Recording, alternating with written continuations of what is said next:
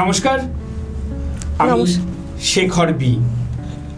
আর এই মুহূর্তে আমার সামনে যিনি আছেন তার যখন আমি ডিটেলসটা বলবো, আমার মনে হয় একটু হলেও আপনাদের মনে হবে যে আমি কেন হতে পারবো না।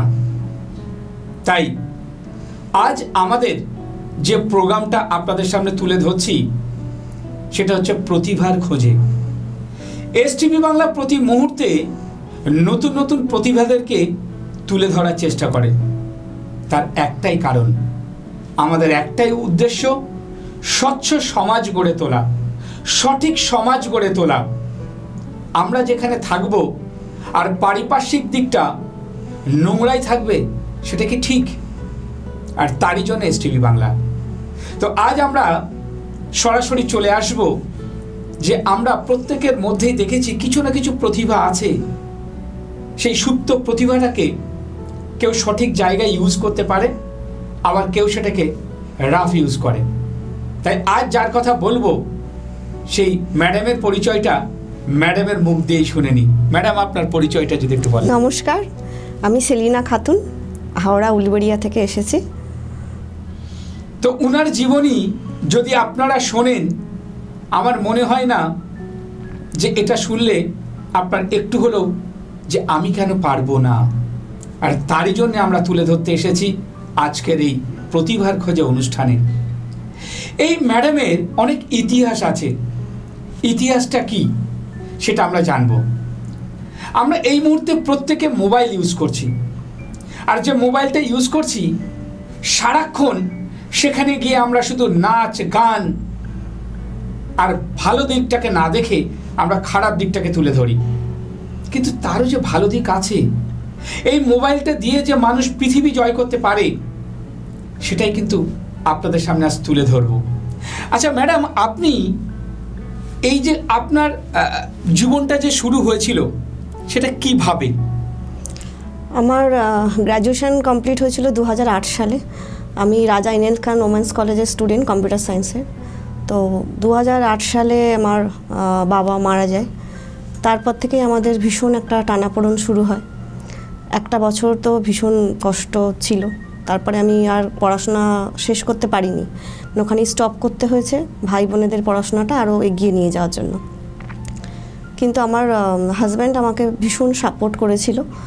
তো তখন আমরা ভাবিনি যে এরকম একটা বিজনেসে আমরা কখনো আসব। এবার আমাদের এছাড়াও আর একটা বিজনেস আছে, একটা কোম্পানি আছে যেটা হচ্ছে আমাদের মিল্ক ফর্মুলার উপরে কাজ হয়। এবার সেখান থেকে ওটাই আমাদের এখন মেন বিজনেস ছিল, আছে এখনও। তারপরে আমার একটা স্কুল ফ্রেন্ড আছে, স্কুল ফ্রেন্ড হচ্ছে অমিয় পাল ওর নাম। ও আমাকে এসে একদিন বলল যে চল, অনেক কিছু তো তুই করিস, তো তোর মধ্যে তো তুই আমরা হোটেল লাইনে কিছুটা ইনভেস্ট করি। তো প্রথমে আমি রাজি হইনি। ও বলে তুই এত ঘুরিস, এত ঘুরে বেড়াস, ঘুরতে ভালোবাসিস, ঘোরার জন্যই একবার চল। প্রথম আমরা যাই হচ্ছে রিনচেংপং বলে একটা জায়গা, ওয়েস্ট সিকিমের একটা অফবিট প্লেস। সেটা হচ্ছে খুব সুন্দর একটা জায়গা। মানে আমি যেদিন ফার্স্ট যাই, তো আমি সেখানে গিয়ে পুরো ওই জায়গাটার আমি পুরো প্রেমে পড়ে যাই। মানে এত সুন্দর কাঞ্চনজঙ্ঘা দেখা যাচ্ছে, এত সুন্দর একটা প্লেস। তো হোটেলটা দেখার পর আমি বললাম যে ঠিক আছে, চালাতে পারি আর না পারি এটা নেব। সেই থেকে আমাদের জার্নি শুরু। তো সেই ওই ফার্স্ট আমাদের ওই প্রপার্টিটা নিয়ে শুরু হয়। 1 বছর ভীষণ টানাপোড়েনের মধ্যে যায়, আমরা চালাতে পারিনি, সেইভাবে রিকভারও করতে পারিনি। যা ইনভেস্ট করেছিলাম কিছুই ওঠেনি। বাড়ি থেকেই প্রতিটা বারে আমাদের স্টাফ স্যালারি বলুন বা বাকি কিছু সব কিছু আমাদের বাড়ি থেকেই দিতে হয়েছে। তো একটা সময় মনে হচ্ছিল তোর হবে না, মনে হচ্ছে আমাদের দ্বারা, আমরা ছেড়ে দেবো। কারণ আমরা মধ্যবিত্ত ফ্যামিলি থেকে উঠে এসেছি, আমাদের তো অতটা ব্যাকআপ দেওয়া সম্ভব নয়। তারপরে আমার ফ্রেন্ড বললো যে না, কিছুটা আরেকটু ওয়েট করি, চল তারপরে না হয় 1 বছর পুরোটা কমপ্লিট করি, তারপর না হয় যদি ভাবি ছেড়ে দেবো। তো তারপরে আস্তে আস্তে আমরা ভাবলাম যে কীভাবে এটাকে এগোনো যায়। আমরা আস্তে আস্তে মার্কেটিং শুরু করলাম। প্রথম আমাদের খুব হেল্প করেছিল আমাদের, যার কথা না বললে নয়, অহনাদি বলে ট্যুর প্ল্যানার ব্লগারের অহনাদি। ওনারা আমার কাছে এসেছিলেন ঘুরতে। যদি রিনচেনপংটাকে কেউ খুব সুন্দরভাবে বোঝায়, চেনায় মানুষকে, তো ওনারা সেটাকে খুব সুন্দরভাবে রিনচেনপং জায়গাটাকে তুলে ধরেছিলেন। ওটা সিকিমের মধ্যে ওয়েস্ট সিকিমের একটা অফবিট প্লেস, দারুণ অফবিট প্লেস, মানে যে যাবে সে প্রেমে পড়ে যাবে। ঠিক। তারপরে সেখান থেকে আমাদের জার্নিটা আবার মানে দারুণভাবে আমরা শুরু করে ফেলেছি। মানুষ চিনতে শুরু করলো, জায়গাটা সম্পর্কে জানতে শুরু করলো, প্রচুর ফোন কল আসতে লাগলো। আস্তে আস্তে আমরা মানুষকে বোঝালাম, তারা আস্তে আস্তে সেখানে আসা শুরু করলো। সেই থেকে আমাদের গ্রো শুরু হলো।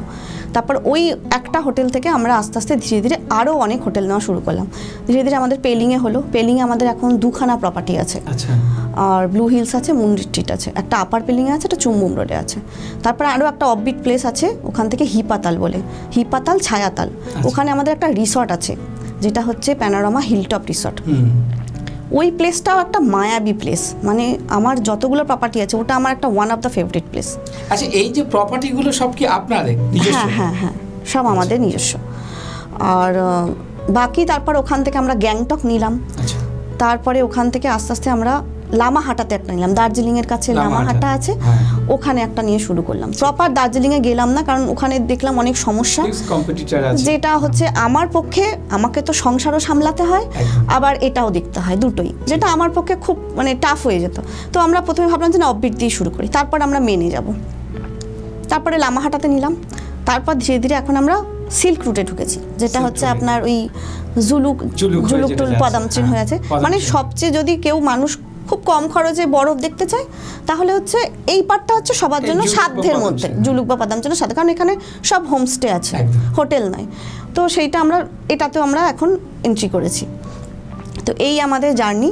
তো আমরা চেষ্টা করি যে হচ্ছে মানুষ আসুক এবং সঠিক ইনফরমেশান পাক, কারণ এই ইন্ডাস্ট্রিতে তো প্রচুর চিট হয়, প্রচুর মানুষ ভোগে, যেরকম সার্ভিস চায় সেরকম পায় না, বা হয়তো সে তার এক্সপেকটেশন একরকম থাকে, এসে দেখছে অন্যরকম। কিন্তু আমরা চাই পুরো 100% দিতে। আমি শুনছিলাম যে আপনার নাকি এইখানে কোথাও একটা আছে। হ্যাঁ, আমাদের এখানে রিসেন্ট আমাদের হচ্ছে তাজপুরে একটা ওপেন হয়েছে, মন্দারমণি তাজপুরে। তো এই মুহূর্তে আপনার কতগুলো হোটেল? টোটাল হচ্ছে 10টা। 10টা? মানে 10 জায়গায়? 10টা 10 জায়গায়। তার মধ্যে পেলিংটা, শুধু পেলিংয়ে 2টো আছে। মানে একটা জিনিস আমি অবাক হয়ে যাচ্ছি, দেখুন যখন উনি প্রথমে এসেছিলেন উনি কিন্তু বিমুখ হয়ে ফিরে যাচ্ছিলেন যে আমার দ্বারা হবে না, কিন্তু একটা কথা ওনার মধ্যে কিন্তু আমি খুব পরিষ্কার বুঝতে পারলাম যে আগে যদি ভালোবাসা জন্মায় তবেই ব্যবসাটা হয়। কারণ এইটা আমার খুব ভালো লাগে, মানে আমাকে কারোর কেউ ঘুরতে যাবে, সে যদি ইনফরমেশান, আগে যখন আমি ইনস্টাতে ছিলাম না, তো আমি সেটাকে একটু পড়াশোনা করে তাকে বলতাম, এই তুমি এই জায়গা ঘোরো, এইখানে যাও, এইভাবে বুক করো। এটা আমার খুব ভালো লাগে, মানে কাউকে ভালোভাবে ঘোরাবো, এইটা আমার ভীষণ প্যাশন, মানে ভীষণ মন থেকে আমি এটা করি। তো এই যে এই মুহূর্তে এতগুলো যে আপনি হোটেলে নিয়ে কাজ করছেন, তো সেক্ষেত্রে আপনার সংসার মেনটেন করতে গিয়ে কোনো অসুবিধা হয় না? না, অসুবিধা হয় না বললে ভুল হয়, বাট সেটা ম্যানেজ করে নিই।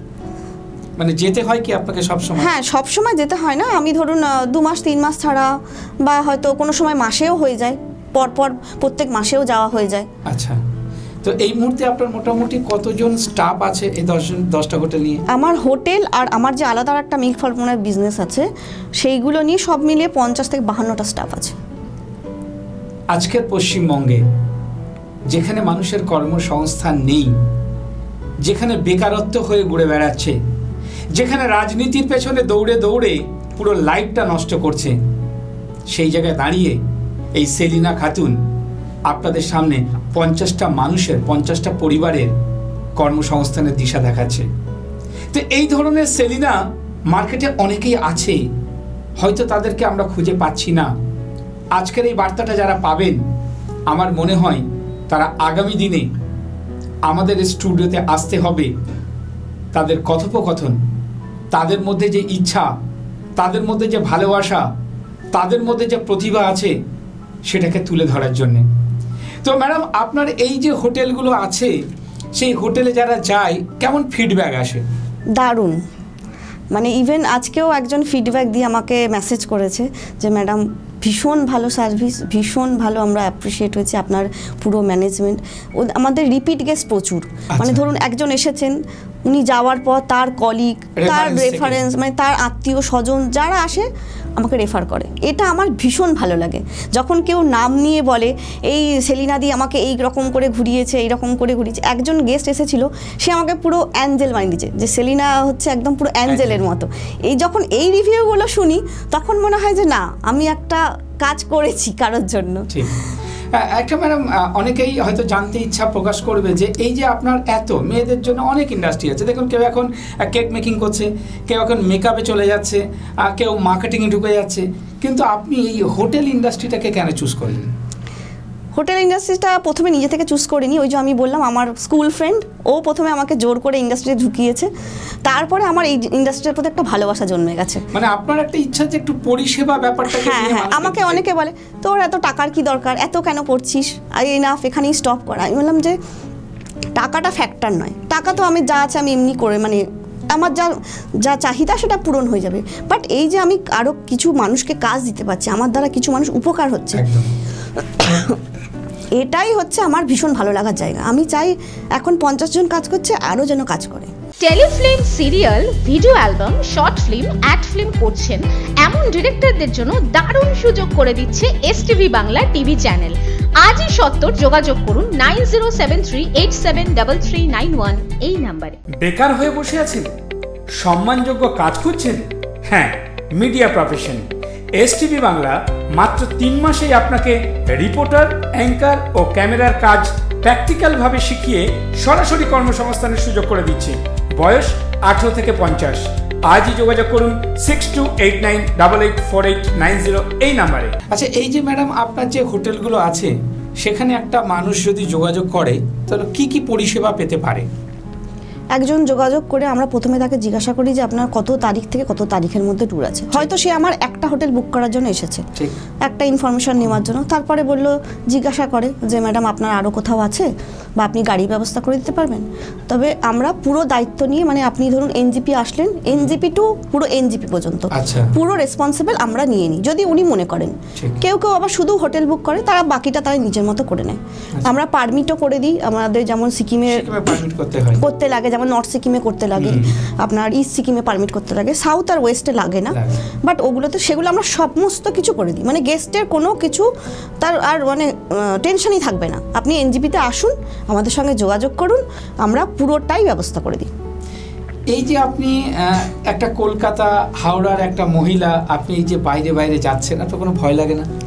না, আমার ছোটবেলা থেকে ভয় জিনিসটা নেই, আমি ওটা ভয় পাই না। মানে ছোটবেলা থেকে আমার বাবা একটা জিনিস বলতো যে হচ্ছে তুমি নিজেকে মেয়ে, যে আমি মেয়ে সেইটা ভেবে হচ্ছে ভয় পাবে না, ঠিক আছে? যেমন ছেলেরাও যদি কোনো কাজ করতে পারে তো অ্যাজ এ মেয়ে তুমিও সেটা পারবে, কারণ তুমিও মানুষ, সেও মানুষ। তো এই বাবার এই কথাটা আমার খুব মানে মাথায় লাগে যে কেন পারবো না। আমি একাও প্রচুর ট্রাভেল করেছি, একা পাহাড়ে গেছি অনেকবার, একা এসেছি, তো আমার কোনো সবই সম্ভব। এই মুহূর্তে আপনার পরিবারে কারা কারা আছেন?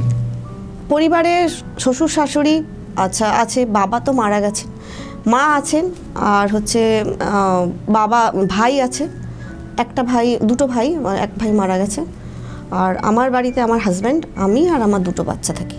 আচ্ছা, শ্বশুর বাড়ি দূরে, মুর্শিদাবাদ। আচ্ছা, তো যাই হোক, এখন কথা হচ্ছে যে এই যে আপনি হোটেল ইন্ডাস্ট্রিতে এসছেন, আগামী দিনে কি পরিকল্পনা? আগামী দিনে চাই গোটা ভারতবর্ষ জুড়ে প্যানোরামা গ্রুপ অফ হোটেল থাকুক। আমাদের গ্রুপ অফ হোটেলের নাম হচ্ছে প্যানোরামা গ্রুপ অফ হোটেলস। আচ্ছা, আমাদের ফার্স্ট হোটেল হচ্ছে রিনচেংপাংয়ে, যার নাম হচ্ছে হোটেল প্যানোরামা হিলস। আচ্ছা, তো যেহেতু আমাদের ওটা ফার্স্ট হোটেল, আমাদের গাছের গোড়া বলতে পারেন, তো সেই জন্য আমরা ঠিক করি যে আমাদের গ্রুপ অফ কোম্পানির নাম প্যানোরামা দিয়েই হবে। তো সেইখান থেকে আমাদের প্যানোরামা গ্রুপ অফ হোটেলস। তো এখন 10টা আছে, চাই আমরা যে আগামী বছর বা আগামী দিনে গোটা ভারতবর্ষ জুড়ে প্যানোরামা গ্রুপ অফ হোটেলস থাকুক। এই যে এত হোটেলস যে আপনি করছেন, তার ফাইন্যান্সিয়াল ব্যাপারটা কিভাবে আসে? এক তো হচ্ছে ধরুন আমাদের একটা চেষ্টা করি যে আমাদের হোটেল ইন্ডাস্ট্রির টাকাটাই আবার আর একটা হোটেলে লাগানোর। আচ্ছা, এবার কখনো কখনো সেটা হয়, আবার কখনো কখনো হয়তো হয়ে ওঠে না, তখন ব্যাকআপ মানি বাড়ি থেকেই, মানে ঘর থেকে ইনভেস্ট করতে হয়। আমার যে আদার্স বিজনেস আছে সেটা থেকে ব্যাকআপ মানি লাগাই। অনেকে বলে যে এই হোটেল ইন্ডাস্ট্রি আমি অনেক দিন করেছি, অনেক লস হয়েছে, পিছিয়ে পড়েছে। আপনার কি মনে হয়, আপনি তো এই যে দিন দিন গ্রো হচ্ছে আপনার, যে এই ইন্ডাস্ট্রিতে কি কেরিয়ার আছে? দেখুন, হোটেল ইন্ডাস্ট্রিতে লস নেই, এটা বলতে পারি, লস নেই। হয়তো সে খুব লাভ করবে না, ঠিক আছে, মানে যদি সঠিক পন্থা সঠিক প্রসেস যদি জানে, হয়তো সে পুরো, আমি বলছি না যে বিশাল লাভ করে ফেলবে, হয়তো করলো না, বাট সে যে টাকাটা ইনভেস্ট করেছে সেটা আশা করি উঠে যাবে। তবে এতে খুব ধৈর্যের দরকার, ভীষণভাবে ধৈর্যের প্রয়োজন। অস্থির হলে চলবে না, আর খুব তাড়াতাড়ি হেরে গেলে চলবে না। ঠিক। আচ্ছা, আপনার হোটেলে কি এমন কোনো অভিজ্ঞতা যদি শেয়ার করেন দর্শক বন্ধুদের, যে হোটেলে এসছে অনেক মিসবিহেভ করেছে, তারপরেও আপনি কিভাবে ট্যাকেল করেছেন? হ্যাঁ, এরকম তো প্রচুর আসে। মানে কিছু কিছু মানুষ আসে, তারা ভাবে যে আমি গেছি মানে একদিনে মানে সব কিছু কিনে ফেলেছি, এরকম একটা ভাব থাকে, যে মানে এমন একটা ভাব দেখায় মনে হয় যেন তারা নিজেরাও বাড়িতে 5 স্টার প্রপার্টিতে থাকে। পাহাড় সবসময়, আমি বলবো পাহাড়ে যখন কেউ ঘুরতে যাবে, এটা মানসিকতা রাখা দরকার যে আমাদের সেখানে গিয়ে অ্যাডজাস্ট করতে হবে, আমরা সব কিছু সমতলের মতো পাবো না। একদম। এটা যদি মাথায় রেখে কেউ ঘুরতে যায় তাহলে তার অসুবিধা হবে না। আর সে যদি ভাবে যে না আমি সমতলের মতো সব কিছুই পাবো পাহাড়ে গিয়েও, তো সেক্ষেত্রে তখন গন্ডগোল হয়ে যাবে। কত বছর হলো আপনার ইন্ডাস্ট্রিতে?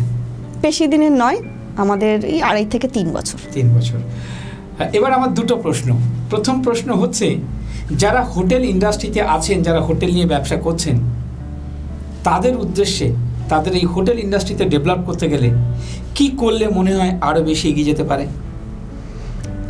মার্কেটিং, সঠিক মার্কেটিং।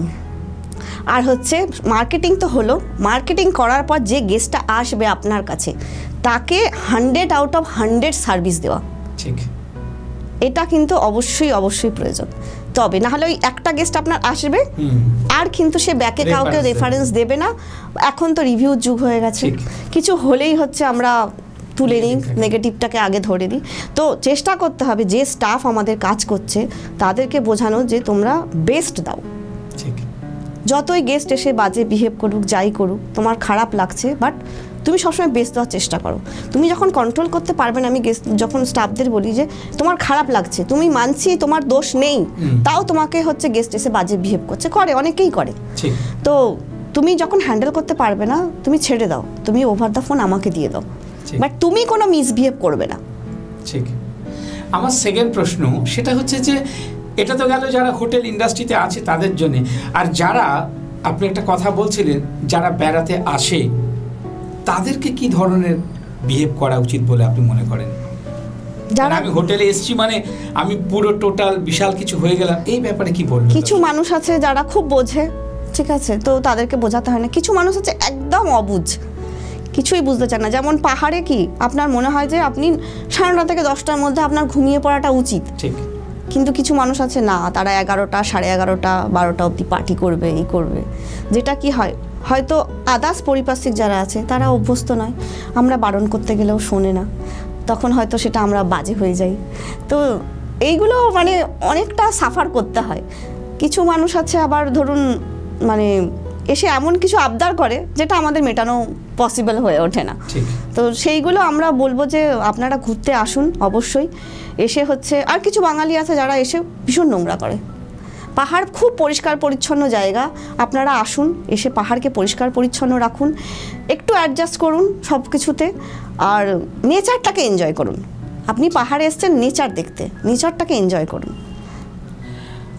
আপনারা শুনলেন দর্শক বন্ধুরা যে এই ম্যাডামের কথা শুনে অনেকগুলো তথ্য কিন্তু পেলাম। প্রথম যেটা, সেটা হচ্ছে আউটলুকিং। উনি যে এই প্রোগ্রামে আমাদের সাথে বসেছেন, আপনি দেখুন প্রথম থেকে আপনি শেষটা দেখুন, ওনার মধ্যে যে হাসি, যে লালিত্য, যে ভাষা জ্ঞান, যে ভালোবাসা, যে আন্তরিকতা, এটা কিন্তু সবার আগে দরকার, তবে একটা বড় জায়গায় পৌঁছানো যায়। সেকেন্ড যেটা হচ্ছে, সেটা হচ্ছে যে আমি যে জায়গাটায় এসছি, যে যতই কিছু খারাপ করুক না কেন, আমাকে এটাকে এগিয়ে নিয়ে যেতে হবে।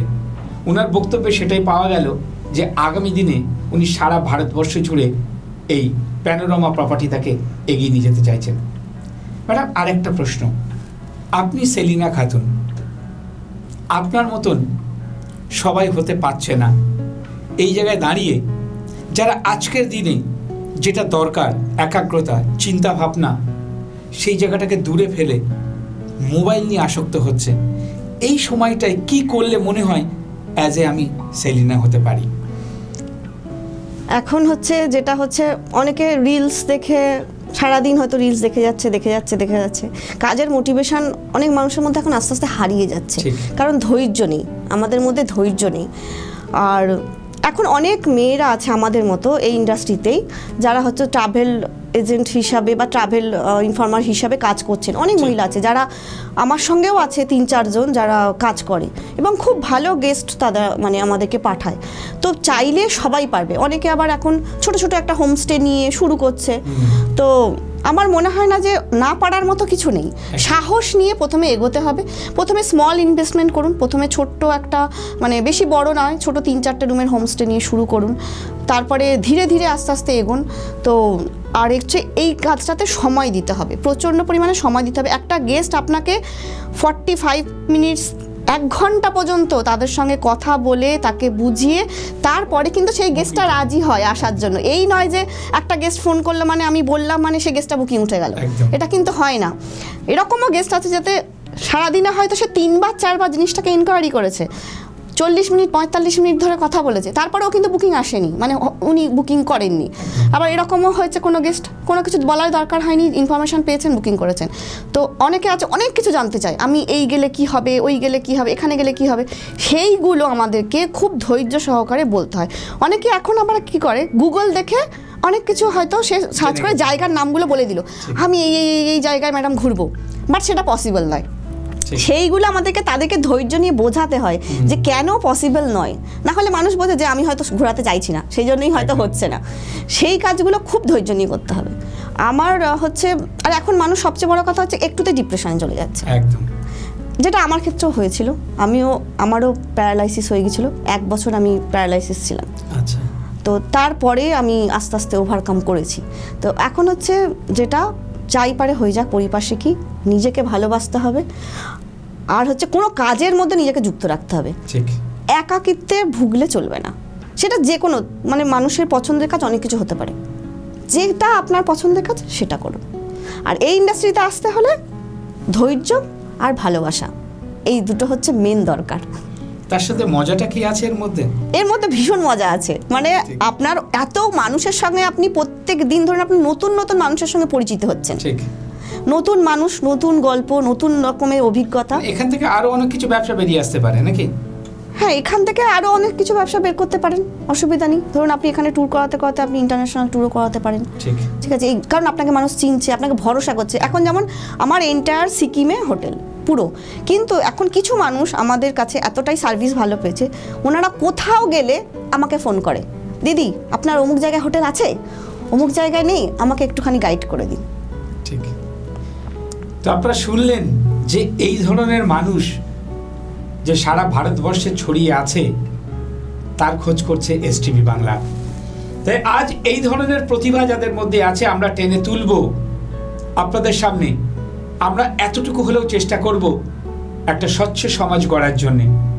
তাই এসটিভি বাংলা সদা সর্বদা চেষ্টা করছে যে কিভাবে একটা পরিষ্কার পরিচ্ছন্ন স্বচ্ছ সমাজ। আজকে যারা বলে বেকার হয়ে বসে আছি, আজকে যারা বলে আমাদের কোনো কাজ নেই, ওনার কথাই শুনতে পেলেন যে 1 বছর আমি প্যারালিসিস হয়ে গেছিলাম। কেউ বলবে যে আজকে উনি এই প্যারালিসিস থেকে আজকে এই স্টুডিওতে এসে বসে আপনাদের সামনে এত সুন্দর একটা অনুষ্ঠান করছেন? তার জন্য দরকার ধৈর্য, শক্তি, চেষ্টা, মিশন। তবেই সে একটা জায়গা করতে পারে, তবেই সে সেলিনা খাতুন। আমরা আগামী দিনে চেষ্টা করব এই ধরনের সেলিনা আরও বেরিয়ে আসুক, আর ভারতবর্ষটা একটা উন্মুক্ত স্বচ্ছ সমাজ গড়ে উঠুক। তাই এসটিভি বাংলা যারা সমাজকে এতটুকু হলেও চেষ্টা করছে কিভাবে একটা স্বচ্ছ সমাজ গড়া যায়, কিভাবে কর্মসংস্থানের দিশা দেখানো যায়, কিভাবে একে অপরের সাথে সম্পর্কে লিপ্ত হওয়া যায়, আর বাজে কু এই দুঃসংবাদ আর তার সাথে নোংরা জিনিসটাকে দূরে ফেলে স্বচ্ছ জিনিসটাকে তুলে ধরা, স্বচ্ছ চিন্তা ভাবনা করা যাদের মধ্যে আছে, তাদের এসটিভি বাংলা তাদেরকে স্টুডিওতে বসিয়ে তার বার্তাটা জনসমাজে পৌঁছে দেয়। শুধু তাই নয়, এসটিভি বাংলা তাদেরকে চেতনা সম্মানে সম্মানিত করে। তাই একমাত্র এসটিভি বাংলা প্রতি মুহূর্তে আপনাদের সামনে নতুন নতুন তথ্য নিয়ে হাজির হয়। আর আজ এই সেলিনা খাতুনকে আমরা চেতনা সম্মানে সম্মানিত করব। এই ধরনের ম্যাডাম যারা আগামী দিনে আরো কিছু করতে চায়, আমরা তাদের পেছনে সবসময় আছি এবং থাকব। তাই আজ আমরা এই ম্যাডামের হাতে আমরা চেতনা সম্মান তুলে দিচ্ছি এসটিভি বাংলার পক্ষ থেকে। আমরা এসটিভি বাংলার পক্ষ থেকে আমরা চেতনা সম্মান তুলে দিচ্ছি সেলিনা খাতুনকে। এবং শুধু তাই নয়, ওনার যে চিন্তা ভাবনা, ওনার যে চেষ্টা, তার জন্যে আমরা যে পুরস্কারটা তুলে দিচ্ছি সেটা হচ্ছে একজন সফল নারী। সফল নারী তখনই হয় যার মধ্যে সব কিছু থাকে। আর আজকের এই ম্যাডামের মধ্যে আমরা সব কিছু পেয়েছি। তাই এসটিভি বাংলার পক্ষ থেকে আমরা চেতনা সম্মান তুলে দিচ্ছি ম্যাডামের হাতে। Thank you. তো ম্যাডাম, আজকের এই চেতনা সম্মান পেয়ে আপনার কেমন লাগছে যদি একটু দর্শক বন্ধুকে জানান।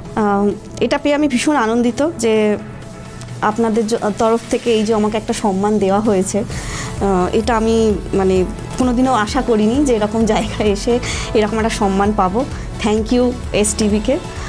আর বাকি বলতে চাই যে সবাই কাজ করুন আর ভালোবেসে কাজ করুন, তাহলে নিশ্চয়ই একটা সময় আপনারা একটা জায়গায় পৌঁছাতে পারবেন। আশা করি আমি চেষ্টা করব যে ভবিষ্যতে আরও মানুষকে কাজ দেওয়া বা আরও এই ইন্ডাস্ট্রিকে আরও বড় জায়গায় নিয়ে যাওয়া। তো আপনারা আশীর্বাদ করবেন যেন আমি সেই জায়গায় পৌঁছাতে পারি। আপনারা শুনলেন যে এইভাবে এসটিভি বাংলা প্রতি মুহূর্তে এগিয়ে চলে। তাই সদা সর্বদা এসটিভি বাংলা আপনাদের সাথে আছে, পাশে আছে। নমস্কার। নমস্কার।